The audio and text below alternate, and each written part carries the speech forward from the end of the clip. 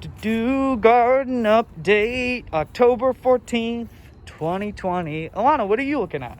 I'm looking at our new dill section. Okay. Some of the little guys have started to grow. The little, which ones? These little guys are dill. The spiky. Mm-hmm. Spiky. And what is dill? It is an herb. It's used in a lot of cooking things. I like to make homemade pickles. It's good in that. Wonderful. Thank you. This big milkweed's in the way, doing well. There's a little milkweed coming up, and here we've got some new lettuce, which Jen said we just tossed it from a head of lettuce.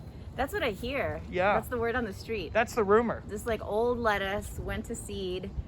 Brandon brought it here, threw the seeds in, and now this growth. Well, let's hope the rumors are true. Can you tell us about your spray? Yeah, Max, let's hear about the spray. I'll come to you. Okay, so the milkweed has some yellow aphids on them. So this is just a natural pesticide that doesn't interfere with the growth of any of the other plants. And what is it made of? So it's, for every part of water, there's a teaspoon of dish soap, a teaspoon of baking soda, and a half teaspoon of hot sauce. So each one gets rid of a different type of insect or pest that would otherwise interfere with the growth of the garden.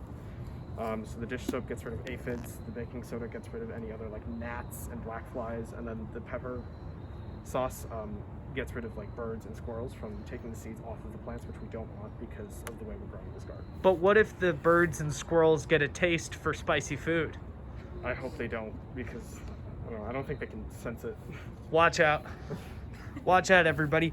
And we've got a lot of new growth here in this bed in general, where we used a lot of the new compost, just sprouting up a lot of spring onions, or scallions. So come on down and do what Alana did earlier and take some of these tops and have it on some eggs or whatever you want. We've got walking onions continuing to work. We've got, does anyone know what these, is this the arugula? It's arugula. Yeah. Wow, looking really good. It's very tasty as a baby, so you can eat it young. What does it taste like, Jen? It tastes spicy, although the baby ones are less spicy, less peppery. As it gets older and more mature, it's more and more and more spicy. So these are probably very mild. Okay, very cool, very cool. Arugula, a mixed bed with a little cilantro, not a lot of that going on, and a good amount of mixed stuff going on here. We've got the lettuce, the onions, various other things. Anything else interesting in this bed? We've got that giant bush is what? Tarragon. I always forget, but we've got a lot of it. Apparently you can make pesto out of it, so somebody do that. And is this comfrey or sorrel? Huh? That's comfort. Yeah. Comfrey. It's like I think that's over there. The sorrel is over there. Let's check on it while we're talking about it. This small tree, which I'm really not sure what it is. Jen, do you know what the tree is?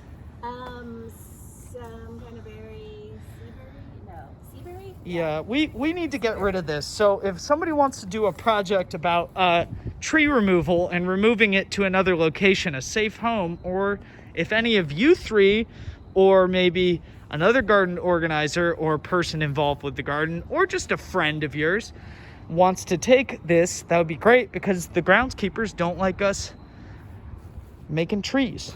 So this is also, yeah, that's definitely comfrey down there because this looks the same. This one's in worse condition. But let's get down here. Some sort of onion thing.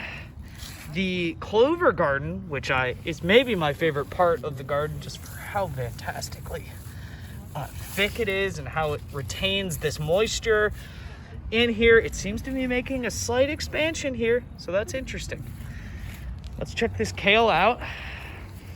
That's good with the clover. This is what the people want to see. They want to see your hands in the stuff. In the stuff. Like it's the opening scene of Gladiator with the wheat. This is what the people tune in for. Yeah, sure. The 13 to 20 people. These are still looking good. I don't know if you can eat kale at any time it's out. Looks like it. I don't know if it has a maturation period, but it's looking good. And this is also kale? Mm-hmm. Is it a different type of kale? Red Russian kale is the purple one. Okay. And I found out recently you can feed kale to your aquatic snails. Aww. So, also might have found out that the snails I have are hermaphroditic, so I might have extras. So if anybody wants a snail in the next 3 to 6 months, I can set you up with a snail tank. aquatic snail, to be clear. And collards here are looking good. Do we know what the collards are, Jen? We're thinking that it's these, but they also, these little babies also look very like the baby kale. Huh. But these mustard greens are distinctively Ooh. mustard green. Let's check those out. They are, I think, a little bit tightly clumped, so we probably are gonna have to thin them out. Why? But they're looking good. Because I just, they won't get big if they're so tight like that, I don't think.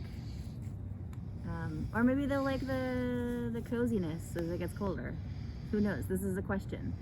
Okay, we'll find out. Is there anything else of note here that we would all... I'll just kind of get some more close-up stuff going on. Maybe like a safety warning that if you're leaning over on the side of the garden, watch out for these screws that are sticking out. Let's check out those screws, everybody. They are here and here and here and just all along, so just be careful. Watch out, no one wants tetanus. All right, that's your garden update, everybody. Goodbye.